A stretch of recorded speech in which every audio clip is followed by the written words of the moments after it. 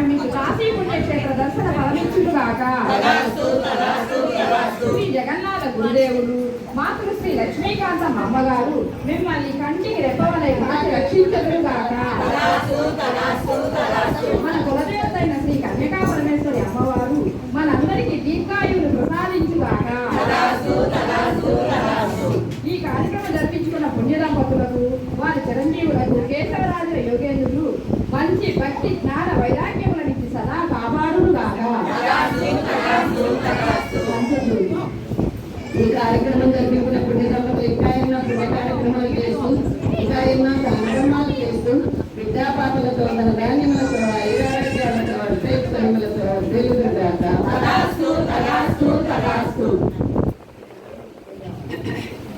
మా చీరాలకి గుంటూరు వెళ్ళే రోడ్లో పొన్నూరు క్షేత్రం ఉందండి. ఆంధ్రలో పాల్గొన్న వారందరికీ, చూస్తూ ఉన్న వారికి, చేస్తూ ఉన్న వారికి, వింటూ ఉన్న వారికి, ఇలాంటి కార్యక్రమాలు చేసుకోండి ప్రోత్సహించి చెప్పిన వారందరికీ, వీడియో తీసిన వారికి, వాయించిన వారికి అందరికీ కూడా స్వామి వారి ఎల్లవేళలా కాపాడుతూ శుభాశీస్సులు వెదలల్ని దాకా.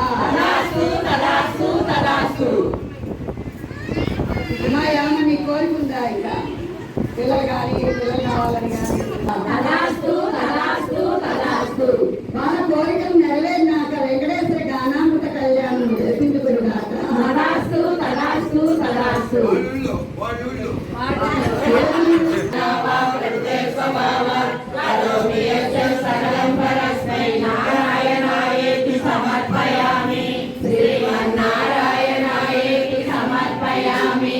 సర్వం శ్రీ కృష్ణార్పణమస్తు. సర్వం శ్రీ సద్గురుదేవతార్పణమస్తు. ఓం శాంతి శాంతి శాంతి. అమ్మాయి గానామృతం రాసిన వారు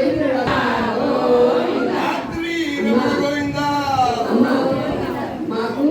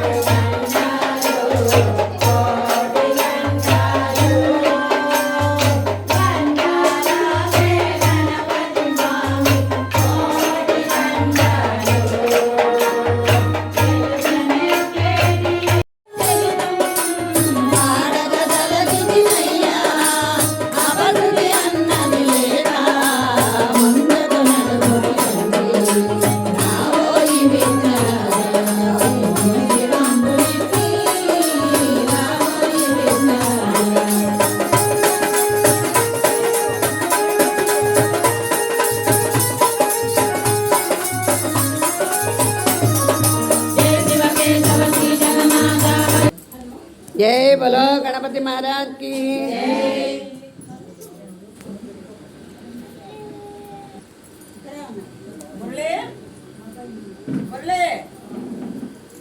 మనకి జన్మనిచ్చి ఇంత వృద్ధిలోకి తీసుకొచ్చి ఇంత వైభోగాన్ని ప్రసాదించిన ప్రథమ గురువులు తల్లి తండ్రి. నన్ను గన్న తల్లి గురుమాతకు వందనం. చదువుల తల్లి సరస్వతీదేవికి వందనం. వరములిచ్చు గురుదేవులకు వందనం. వాగ్దే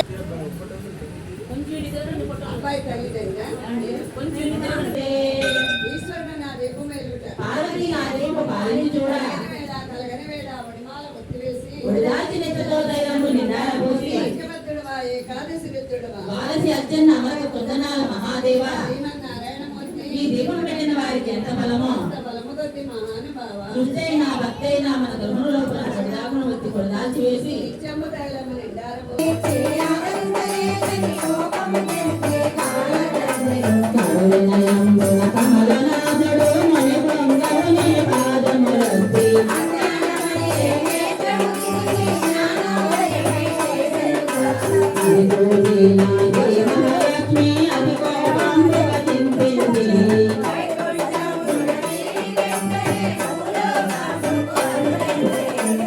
కలుగుతున్నాయి పర్వతంలో సముద్రాలన్నీ దాటుతూ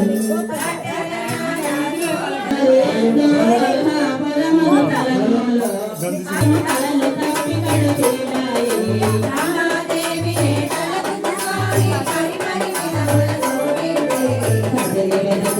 నారాయణుడే కొడమికి చేరను దుఃఖముతో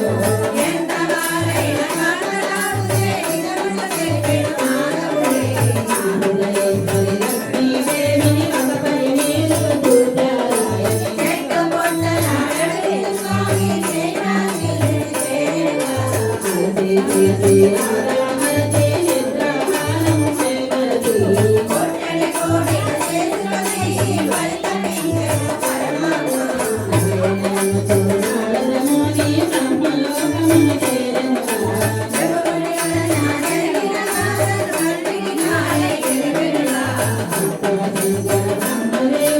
లక్ష్మీ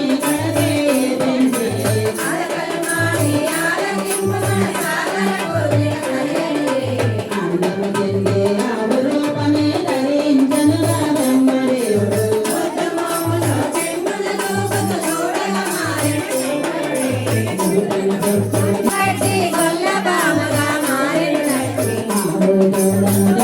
వెళ్ళి చోళరాజుకే అర్పించి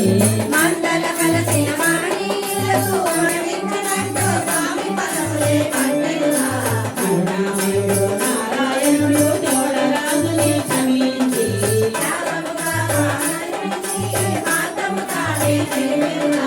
ఈ శరీరము వదిలిన పిదప చోళవంశమున జన్మించి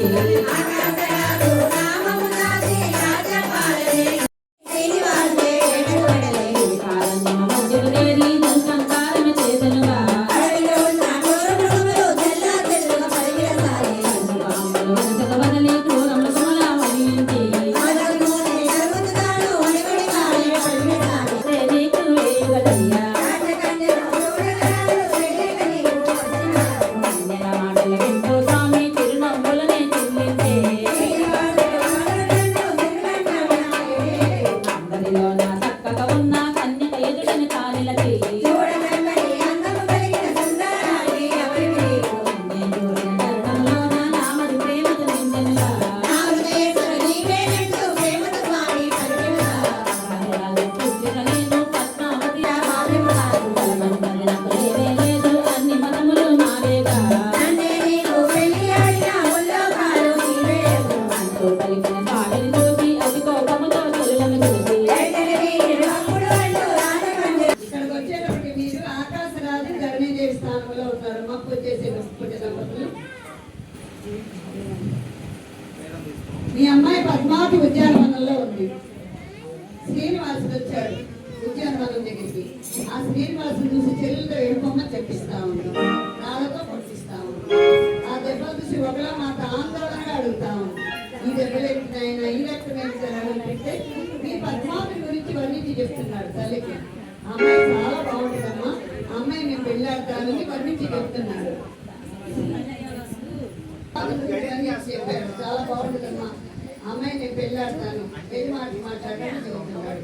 ఆ తల్లి అంతా ఉంది, అమ్మో రాజుల తోట విజయమందటము సిరి సంపద లేని వారము ఏమన్నా తోలనాడతారేమో అని సందేహం వెలుగుచ్చేటప్పటికి పద్మావతిని కోరిన సంవత్సరాలు చెప్పుకొస్తున్నారంటే రామావతారంలో అమ్మ వినాలమ్మా, వెళ్ళిపోతాయి మాటలు, మేము మాట్లాడకుండా రామావతారంలో రావణాసురుడు సీతాదేవి చెరపట్టినప్పుడు రామచంద్ర ప్రభు సీతామాతకి అగ్ని పరీక్ష పెట్టాడు. ఆ అగ్ని పరీక్షలో సీతాదేవికి బదులుగా వేదవతిని పంపిస్తాడు అగ్నిదేవుడు. అగ్ని పరీక్షకి వేదవతిని పెళ్ళాడమని అగ్నిదేవుడు కోరుకున్నాడు. నీ కోరిక నీ కలియుగంలో తీరుస్తాను. శ్రీ రామచంద్ర ప్రభువే శ్రీనివాసునిగా వచ్చి వేదవతియే పద్మావతిగా వచ్చి మీ కళ్యాణ ముచ్చట కలియుగంలో తీరుస్తాను నాకు అభయమిచ్చాను.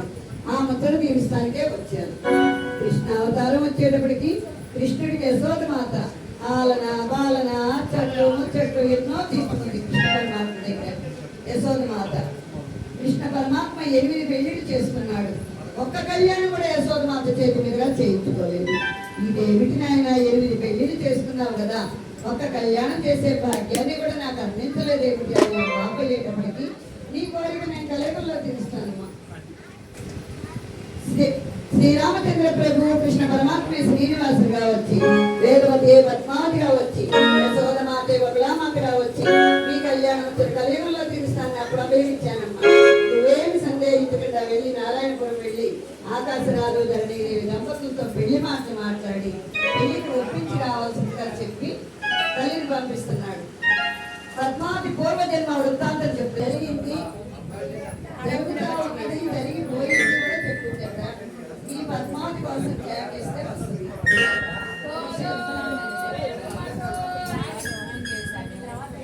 మా రామ్మ ఎరుకలు సార్ పాపం వాళ్ళు ఆలోచిస్తున్నారు.